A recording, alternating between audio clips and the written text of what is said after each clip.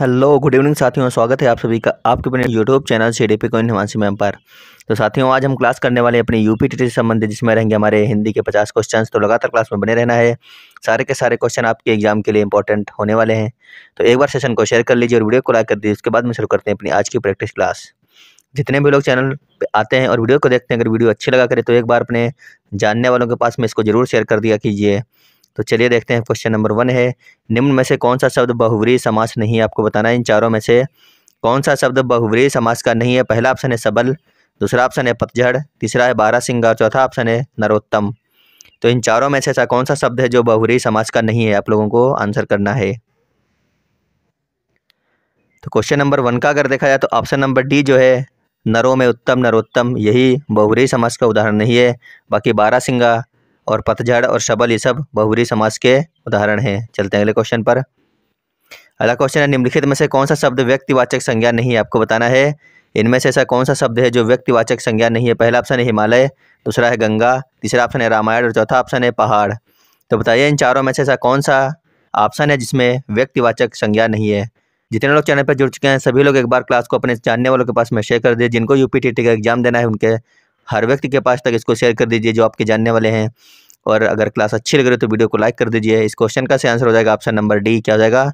व्यक्तिवाचक संज्ञा नहीं है, तो वो हो जाएगा पहाड़। पहाड़ व्यक्तिवाचक संज्ञा नहीं है। बाकी रामायण, गंगा और हिमालय व्यक्तिवाचक संज्ञा में आते हैं। चलते हैं अगले क्वेश्चन पर। क्वेश्चन नंबर 3 है, यामा के रचयिता हैं। आपको बताना यामा के रचयिता कौन है? सुमित्रा नंदन पंत, सुभद्रा कुमारी चौहान, महादेवी वर्मा या फिर मीराबाई। सभी लोग 3 का आंसर करिए। सभी लोग यामा के रचयिता कौन हो जाएंगे? तो आसान क्वेश्चन था। यामा के जो रचयिता है वो है महादेवी वर्मा। कौन है? महादेवी वर्मा, यानी ऑप्शन नंबर सी बिल्कुल सही है, महादेवी वर्मा। अगला क्वेश्चन है, ऋषि का स्त्रीलिंग क्या हो जाएगा? ऋषि का स्त्रीलिंग क्या हो जाएगा? सारे के सारे क्वेश्चन मोस्ट इंपॉर्टेंट हैं, एग्जाम में बन चुके हैं। यूपी टेट के सारे के सारे वही क्वेश्चन हैं जो 2 से 3 बार, 2 या 3 बार से ज़्यादा बार बन चुके हैं। आपको एग्जाम में वही क्वेश्चन हम लेकर आए हैं आपके लिए आज की क्लास में। तो इसका जो सही आंसर हो जाएगा, ऋषि का स्त्रीलिंग होता है ऋषिका। क्या होता है? ऋषिका, यानी ऑप्शन नंबर डी बिल्कुल सही है, ऋषिका। अगला क्वेश्चन है, क्वेश्चन नंबर 5 है, बहुरी विचार कीन मन माही, सीय बदन सम हिमकर नाही। तो सभी को आंसर करना है, इसमें कौन सा अलंकार होगा? क्या हो जाएगा? बहुरी विचार कीन मन माही, सीय बदन सम हिमकर नाही। तो इसमें कौन सा अलंकार है? सभी को बताना है। पहला है उपमा, दूसरा है प्रतीप, तीसरा ऑप्शन है संदेह और चौथा ऑप्शन है भ्रांतिमान। तो बताइए इसमें कौन सा अलंकार हो जाएगा? क्वेश्चन नंबर 5 का अगर देखा जाए तो उसमें ऑप्शन नंबर बी बिल्कुल सही, इसमें है प्रतीप अलंकार। कौन सा है? प्रतीप अलंकार। इनमें वर्तनी की दृष्टि से कौन सा शब्द सही नहीं है? आपको बताना है वर्तनी की दृष्टि से इनमें कौन सा शब्द सही नहीं है। पहला ऑप्शन है घनिष्ठ, दूसरा ऑप्शन है परिशिष्ट, जबकि तीसरा ऑप्शन है अनिष्ट और चौथा ऑप्शन है स्वादिष्ट। तो बताना है इन चारों में से वर्तनी की दृष्टि से कौन सा शब्द सही नहीं है। तो क्वेश्चन नंबर 7 का देखा जाए तो ऑप्शन नंबर ए जो है, या सही तरीके से नहीं लिखा है। क्या होता है? घनिष्ठ होता है। क्या होता है? घनिष्ठ होता है, ठा बनती है, इस प्रकार से लिखा जाता है घनिष्ठ। तो यही सही हो जाएगा इसका। देखते हैं अगला क्वेश्चन।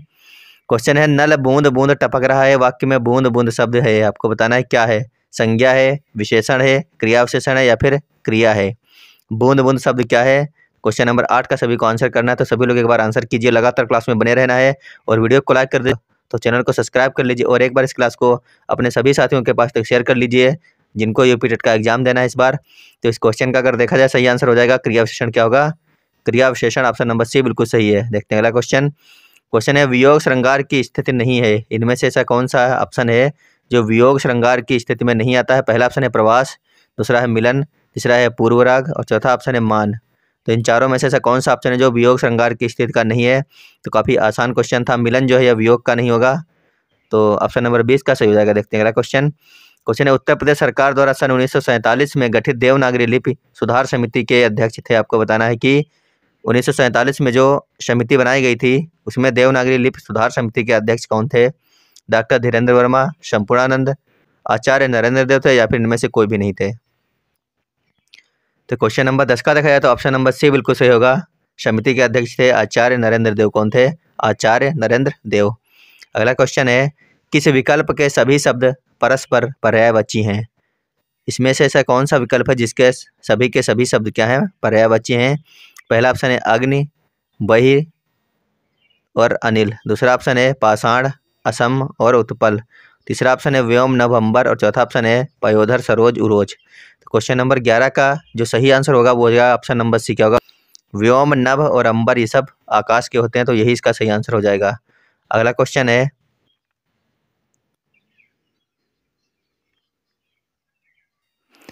निम्न में अष्टछाप के अंतर्गत पढ़ने वाले कवि का नाम नहीं है। ऐसा कौन सा कवि इनमें से जो अष्टछाप के अंतर्गत नहीं पढ़ते हैं? पहला ऑप्शन है कुंभन दास, दूसरा ऑप्शन है सुंदर दास, तीसरा ऑप्शन है नंद दास और चौथा ऑप्शन है परमानंद दास। क्वेश्चन नंबर 12 का सभी लोग आंसर करिए एक बार। निम्न में से अष्टछाप के अंतर्गत पढ़ने वाले कवि का नाम नहीं है, तो क्वेश्चन नंबर 12 का हो जाएगा ऑप्शन नंबर बी, क्या हो जाएगा? सुंदर दास इसका सही आंसर हो जाएगा, ऑप्शन नंबर बी सुंदर दास। अगला क्वेश्चन है, अभिन्न शब्द का संधि विच्छेद होगा।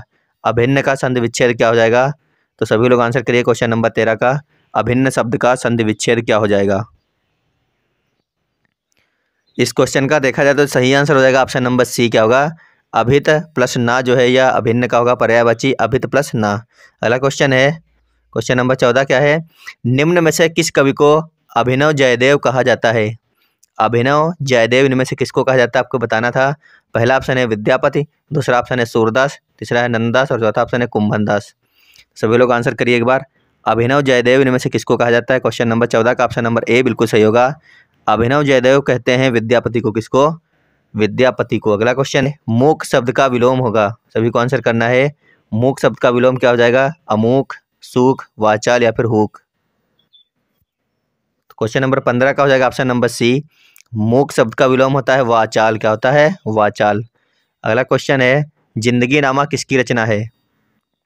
आज की इस क्लास में हमने 15-15 क्वेश्चन के 3 सेट लिए हैं और 5 क्वेश्चंस और भी आगे हैं, तो कुल मिला के 50 क्वेश्चंस हैं। सारे के सारे क्वेश्चन इंपॉर्टेंट आपके एग्जाम के लिए, तो लगातार क्लास में बने रहना है आप लोगों को। और चैनल को सब्सक्राइब नहीं किया तो सब्सक्राइब कर लीजिए और वीडियो को लाइक कर दीजिए और एक बार सभी साथियों के पास में शेयर भी कर दीजिए।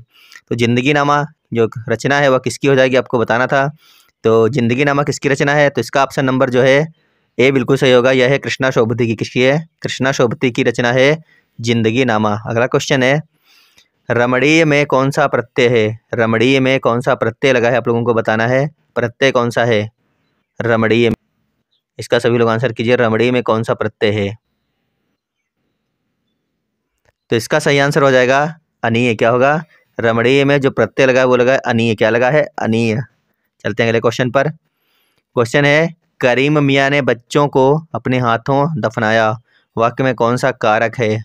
अपने हाथों से दफनाया बच्चों को, तो आपको बताना है कारक इनमें कौन सा हो जाएगा। करण है, अपादान है, संबंध या फिर अधिकरण है। तो आंसर करिए सभी लोग क्वेश्चन नंबर 3 का। तो इसका ऑप्शन हो जाएगा ऑप्शन नंबर ए जो है सही है। इसमें कौन सा है? कर्ण कारक है इसमें, ऑप्शन नंबर ए कर्ण कारक। देखते हैं अगला क्वेश्चन। क्वेश्चन नंबर 4 है, अमृतलाल नागर के किस उपन्यास में गोस्वामी तुलसीदास की जीवनी को आधार बनाया गया है? तो सभी लोग बताइए कि अमृतलाल नागर के किस उपन्यास में गोस्वामी तुलसीदास की जीवनी को आधार बनाया गया है। पहला ऑप्शन है बूंद और समुद्र, दूसरा ऑप्शन है मानस का हंस, तीसरा ऑप्शन है सुहाग और नूपुर और चौथा ऑप्शन है अमृत और विष। क्वेश्चन नंबर 4 काफ़ी इंपॉर्टेंट क्वेश्चन है, तो सभी लोग आंसर करेंगे। इसका सही आंसर जो हो जाएगा वो हो जाएगा ऑप्शन नंबर बी, क्या हो जाएगा? मानस का हंस। बिल्कुल सही आंसर इसका मानस का हंस। अगला क्वेश्चन है, हिंदी शब्दकोश में छ का क्रम किस वर्ण में आता है? छ का क्रम जो क्रम है वो किस वर्ण में आएगा? कच्छा वाली यहाँ पे छ है। सभी लोग आंसर करिए एक बार। जो इसका सही आंसर हो जाएगा वो हो जाएगा ऑप्शन नंबर ए, क्या हो जाएगा? क्वेश्चन है, माला फेरत जुग भया गया न मन का फेर, कर का मन का डारी के मन का फेर। उक्त पंक्ति में कौन सा अलंकार है? उत्प्रेक्षा है, यमक है, रूपक है या फिर श्लेष है? सभी लोग आंसर करेंगे। यहाँ पर आया मन का 2 बार आया, दोनों बार अर्थ अलग अलग है, तो यहाँ पे कौन सा अलंकार हो जाएगा? क्वेश्चन नंबर 6 का देखा जाए तो ऑप्शन नंबर बी बिल्कुल सही इसमें हो जाएगा, यमक अलंकार। कौन सा होगा? यमक अलंकार इसमें सही आंसर हो जाएगा, ऑप्शन नंबर बी यमक अलंकार इसमें। अगला क्वेश्चन है, श्यामा पढ़ती होगी।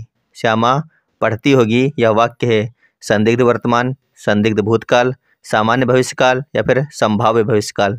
काफ़ी इंपॉर्टेंट क्वेश्चन है, वेरी वेरी इंपॉर्टेंट बोल सकते हैं। श्यामा पढ़ती होगी में जो काल है वह हो जाएगा संदिग्ध वर्तमान। कौन सा है?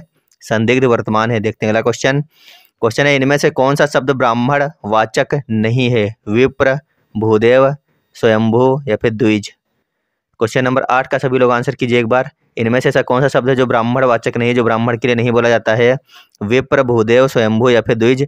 क्वेश्चन नंबर 8 का ऑप्शन नंबर सी देखा जाए तो बिल्कुल सही हो जाएगा। स्वयंभू जो है ब्राह्मण के लिए हम नहीं यूज करते, तो ऑप्शन नंबर सी बिल्कुल सही है, स्वयंभू। अगला क्वेश्चन है, कष्ट का अर्थ क्या होगा? कष्ट का अर्थ क्या है? परमानंद, संतोष, शारीरिक असुविधा या फिर निषेध।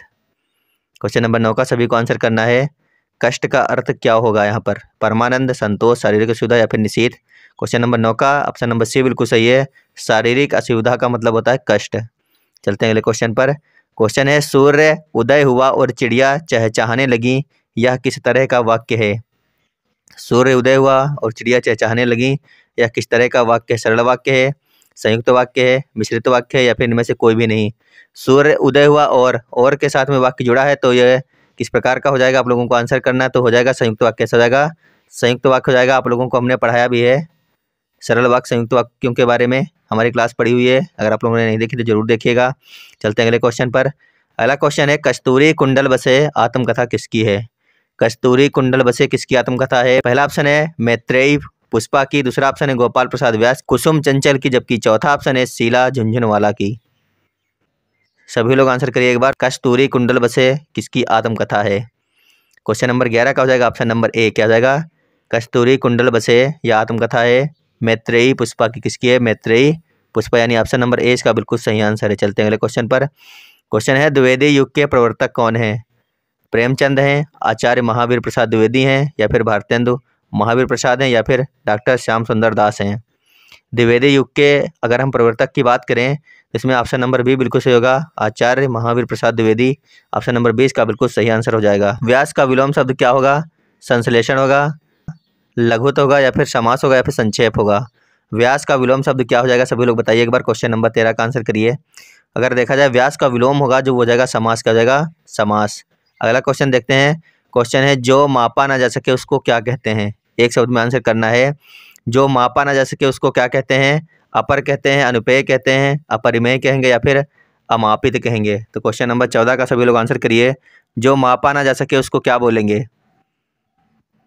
तो इस क्वेश्चन का सही आंसर हो जाएगा ऑप्शन नंबर सी, जो मापा ना जा सके उसको कहते हैं अपरिमेय। क्या कहते हैं? अपरिमेय। अगला क्वेश्चन है, जो पहले कभी ना हुआ हो वाक्यांश के लिए एक शब्द क्या होगा? जो पहले कभी ना हुआ हो वाक्यांश के लिए एक शब्द हो जाएगा, क्या होगा? असंभव होगा, अभूतपूर्व होगा, अद्वितीय होगा या फिर अद्भुत होगा। क्वेश्चन नंबर 15 का सही आंसर हो जाएगा ऑप्शन नंबर बी, जो पहले कभी ना हुआ हो उसके लिए जो एक वाक्य होता है वो होता है अभूतपूर्व। क्या होता है? अभूतपूर्व। तो अगला क्वेश्चन है, डॉट डॉट व्यक्ति को कर्तव्य विमूढ़ बना देती है, क्या बना देती है? आपको बताना है। दुविधा, सुविधा, विविधा या फिर अविधा। व्यक्ति को डॉट डॉट व्यक्ति को कर्तव्य विमूढ़ बना देती है, क्या बनाती है? तो सभी लोग आंसर करिए एक बार। व्यक्ति को कर्तव्य विमूढ़ बना देती है, तो यहाँ पे मैं क्या भरना, जो खाली जगह है, तो इसका सही आंसर हो जाएगा ऑप्शन नंबर आ जो है, दुविधा व्यक्ति को क्या करती है? कर्तव्य विमूढ़ बना देती है। अगला क्वेश्चन है, इनमें से संख्यावाचक विशेषण कौन सा है? संख्यावाचक विशेषण के बारे में हम लोगों ने क्लासें की हुई हैं बहुत अच्छे तरीके से। तो यहाँ पे देखा जाए तो संख्यावाचक जो विशेषण है वह हमें साफ साफ पता चल रहा है, 7 जो है यही हो जाएगा। बाकी काला, रावण और खट्टा इनमें कोई संख्या का जो है बोध नहीं हो रहा, जबकि 7 में है संख्या। तो चलते हैं अगले क्वेश्चन पर। क्वेश्चन है, लड़का पेड़ से गिरा, उपरोक्त वाक्य का कारक बताना है। पेड़ से गिरा, कौन सा कारक होगा? संप्रदान, कर्म, अपादान या फिर करण कारक। तो सभी लोग आंसर करिए एक बार। क्वेश्चन नंबर 3 का, लड़का पेड़ से गिरा, तो इसका सही आंसर हो जाएगा ऑप्शन नंबर सी, क्या होगा? अपादान कारक है यहाँ पर। लड़का पेड़ से गिरा कैसा कारक है? अपादान कारक हो जाएगा, क्योंकि वह पेड़ से गिरने के बाद में अलग हो गया। अगर आपको इस क्लास की PDF चाहिए तो आप हमारे टेलीग्राम चैनल से जुड़ सकते हैं, जिसका नाम है CDP क्वीन हिमांशी मैम। तो ज़रूर जुड़िएगा, वहाँ पर हम अपनी सभी क्लासों की PDF डाल चुके हैं पहले से भी। कई सारी आपको PDF मिल जाएंगी, EVS की हैं, हिंदी की हैं और मनोविज्ञान की PDF पड़ी हुई हैं। आपको इस क्लास की भी PDF वहीं से मिल जाएगी। और आज हमने एक सुबह क्लास कराई आपको, EVS की जो क्लास थी, जिसमें हमने 101 क्वेश्चंस किए हैं। सारे के सारे क्वेश्चन आपके एग्जाम में कई बार पूछे गए हैं, वही क्वेश्चन थे। अगर आपने क्लास नहीं देखी तो जरूर देखिएगा सुबह वाली EVS की प्रैक्टिस क्लास, जिसमें हमने 101 क्वेश्चन किए पर्यावरण के। अगला क्वेश्चन है, ऊँट की चोरी निहुरे निहुरे का अर्थ है। आपको बताना है कि ऊँट की चोरी निहुरे निहुरे का अर्थ क्या हो जाएगा? जान जोखिम में डालना या फिर बड़े काम छिपाकर नहीं किए जा सकते। तीसरा ऑप्शन है उद्दंड व्यक्ति की दुष्टता और चौथा ऑप्शन है किसी की वस्तु दूसरे को देना। क्वेश्चन नंबर 4 का जो सही आंसर हो जाएगा वो हो जाएगा ऑप्शन नंबर बा, बड़े काम छिपाकर नहीं किए जा सकते। तो ऑप्शन नंबर बी जो है बिल्कुल सही होगा। अगला क्वेश्चन है, पंकज में कौन सा समास है? पंकज। द्वंद्व है, द्विगु है, कर्मधारय या फिर बहुव्रीहि है? तो क्वेश्चन नंबर 5 का देखा जाए तो ऑप्शन नंबर सी बिल्कुल सही होगा। पंकज में कौन सा समास होगा? कर्मधारय होगा। कौन सा? कर्मधारय। कवि बिहारी मुख्यतः किस रस के कवि हैं? किस रस के कवि थे? आपको बिहारी बताना है। करुण रस के थे, भक्ति के, श्रृंगार के या फिर वीर के? तो काफी आसान क्वेश्चन है। अगर बिहारी की बात की जाए तो ये श्रृंगार रस के कवि थे। किसके थे? श्रृंगार रस के कवि थे बिहारी। क्वेश्चन नंबर 7 का ऑप्शन नंबर सी जो है बिल्कुल सही होगा, श्रृंगार रस। अगला क्वेश्चन है, निराला की कविता जूही की कली उदाहरण है? वर्णिक छंद का, मात्रिक छंद का, मुक्त छंद का या फिर इनमें से कोई नहीं? तो question number 8 very very important question बन सकता है। जूही की कली निराला की, सबसे पहले आप लोग याद रखना जूही की कली किसकी कविता है? निराला की है। बहुत बार क्वेश्चन बना है कि जूही की कली किसकी कविता है, तो यह निराला की कविता है। अगर देखा जाए यह उदाहरण किसका है, तो यह है मुक्त छंद का। किसका? ऑप्शन नंबर सी बिल्कुल सही है। जूही की कली मुक्त छंद का उदाहरण है और यह कविता किसकी है? निराला की है। अगला क्वेश्चन है, निम्न में से तत्सम शब्द है? अटारी, अहीर, आंख या फिर अखिल? तो क्वेश्चन नंबर 9 का हो जाएगा ऑप्शन नंबर डी। क्या होगा? अखिल इसमें जो है तत्सम शब्द है। अगला क्वेश्चन है, पुष्ट शब्द का विलोम है? पुष्ट का विलोम क्या होगा? छीण होगा, दुष्ट होगा, पुरस्कार होगा या फिर प्रकृति होगा? तो क्वेश्चन नंबर 10 का हो जाएगा ऑप्शन नंबर ए। क्या होगा? छीण शब्द, ये जो है छीण, यही होगा पुष्ट का विलोम छीण। अगला देखते हैं क्वेश्चन है, पुत्र को इनमें से क्या नहीं कहते हैं? आपको बताना है पुत्र को क्या नहीं कहते हैं? आत्मज, अपर्णा, तनुज या फिर तनय? तो क्वेश्चन नंबर 11 का अगर देखा जाए तो ऑप्शन नंबर बी बिल्कुल सही होगा, पुत्र को अपर्णा नहीं कहा जाता है। तो ऑप्शन नंबर बी बिल्कुल सही आंसर है इसका। अगला क्वेश्चन है, निम्नलिखित में से दंतव्य वर्ण है? ट है, चा है, ता है या फिर ऊ है? तो क्वेश्चन नंबर 12 का हो जाएगा ऑप्शन नंबर सा। ता जो होता है दंतव्य होता है। क्या होता है? ता दंतव्य होता है। देखते हैं अगला क्वेश्चन। क्वेश्चन है, विद्यार्थी में कौन सी संधि है? विद्याधन, अर्थी। विद्यार्थी होता है विद्याधन, अर्थी। तो इसमें आपको बताना है इसमें कौन सी संधि हो जाएगी? दीर्घ है, वृद्धि है, गुण है या फिर यड़ है? तो सभी लोग आंसर करेंगे क्वेश्चन नंबर 13 का। विद्याधन, अर्थी, विद्यार्थी में कौन सी संधि है?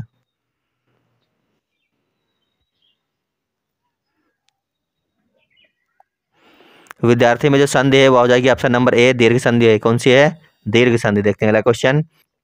अंतस्थ और ऊष्म वर्ण कितने हैं? आपको बताना 6 हैं, 8 हैं, 9 हैं या फिर 7 हैं? तो अंतस्थ और अगर ऊष्म वर्ण मिला के हम बात करें तो कितने हो जाएंगे आपको बताना था। तो यहाँ पे हो जाएगा ऑप्शन नंबर बा। कितने हो जाएंगे? 8 हो जाएंगे। कितने? 8। 11 अलावा एक होता है या, एक होता है रा, एक होता है ला, एक होता है वा, ये, और एक होते हैं स, है ना। 3 प्रकार के सा होते हैं और हा होता है। तो ये 8 हो गया। 11 अलावा और स हा, तो ये 8 प्रकार के होते हैं। देखते हैं अगला क्वेश्चन। क्वेश्चन है, लोक मंगल की भावना के सर्वश्रेष्ठ कवि इनमें से कौन है? लोक मंगल की भावना के सर्वश्रेष्ठ कवि कौन है? मलिक मोहम्मद जायसी, गोस्वामी तुलसीदास या फिर सच्चिदानंद हीरानंद वात्सायन या फिर मुक्तिबोध? तो इसका क्वेश्चन नंबर 15 का जो ऑप्शन नंबर डी है बिल्कुल सही होगा। कौन है? मुक्तिबोध। ऑप्शन नंबर डी इसका सही आंसर है। अगला क्वेश्चन है, निम्नलिखित में से प्रत्यय युक्त शब्द नहीं है? ऐसा कौन सा शब्द है जिसमें प्रत्यय का यूज नहीं है? पहला ऑप्शन है भाषा, दूसरा ऑप्शन है बोली, तीसरा है पिपासा, चौथा ऑप्शन है अंकुर। तो इनमें से ऐसा कौन सा शब्द है जिसमें प्रत्यय का उपयोग नहीं किया गया? तो होगा ऑप्शन नंबर डी, अंकुर में प्रत्यय का उपयोग नहीं किया गया। अगला क्वेश्चन है, उड्डयन का संधि विच्छेद क्या होगा? उड्डयन, उत प्लस डयनम या फिर उद प्लस डयनम या फिर उड अयनम या फिर उड प्लस डयनम? तो इसका जो सही आंसर हो जाएगा वो हो जाएगा ऑप्शन नंबर ए। क्या होगा? उत प्लस डयनम मीन्स होता है उड्डयन, उड्डयनम। क्या होता है? उत प्लस डयनम मीन्स होता है उत उडयनम। तो चलते हैं अगले क्वेश्चन पर। क्वेश्चन है, निम्नलिखित में से एक शब्द घन का अनेकार्थी शब्द नहीं है? घन का आपको बताना है अनेकार्थी शब्द कौन सा है? घन, बादल, घना, विशिष्ट या फिर हथौड़ा? तो इसका जो सही आंसर होगा वो हो जाएगा ऑप्शन नंबर सी। घन का जो समानार्थी नहीं है या फिर अनेकार्थी नहीं है वो घनिष्ठ नहीं है। बाकी बादल भी होता है, घना भी होता है और हथौड़ा भी होता है, घन मीन्स। तो अगला क्वेश्चन देखते हैं। क्वेश्चन है, निंदा का विलोम क्या होगा? निंदा स्तुति हो जाएगा, संस्तुति हो जाएगा या फिर संवेदना या फिर स्तवन हो जाएगा? तो सभी लोग आंसर करिए। निंदा का विलोम क्या होगा? स्तुति होगा, संस्तुति होगा, संवेदना होगा या फिर स्तवन हो जाएगा? तो इसका जो सही आंसर हो जाएगा वो हो जाएगा ऑप्शन नंबर ए। क्या हो जाएगा? स्तुति होगा। ऑप्शन नंबर ए, स्तुति।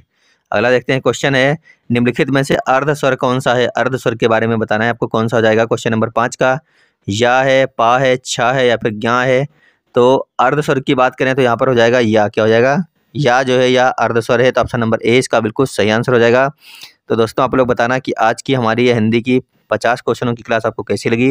अगर क्लास अच्छी लगी हो और आपको लग रही हो कि आपके लिए इंपॉर्टेंट रह सकती है तो वीडियो को जरूर लाइक कीजिएगा और चैनल को अगर आपने सब्सक्राइब नहीं किया तो जरूर सब्सक्राइब कर लीजिए। और एक बार इस वीडियो को अपने सभी जानने वालों के पास में जरूर शेयर कर लीजिए जिनको यूपी टेट का एग्जाम देना है। तो अभी के लिए धन्यवाद।